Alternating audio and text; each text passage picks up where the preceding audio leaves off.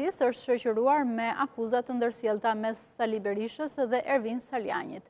Por debatet politike nuk janë të kufizuara vetëm në opozit. Tensione dhe përplasje janë evidentuar edhe në Partinë Socialiste.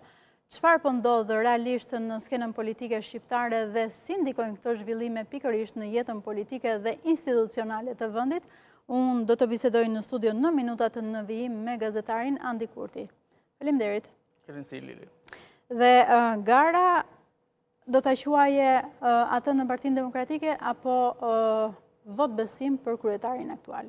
Po, faktikisht nuk mund të quhet garë, pavarësisht se është hapur një procedurë, për shkak se siç e dim edhe nga lajmi i dieshëm që Sali Berisha është i vetmi tashmë kandidat i afirmuar dhe i konfirmuar, le të themi dhe i miratuar nga strukturat e PD-s për qenë i vetmi kandidat i kësaj gare me 23 maj që do zhvillohen zgjedhjet për kryetar të PD-s, duke përjashtuar të gjithë kandidatët e tjerë, të paktën ata që donin të merrnin pjesë në këtë proces.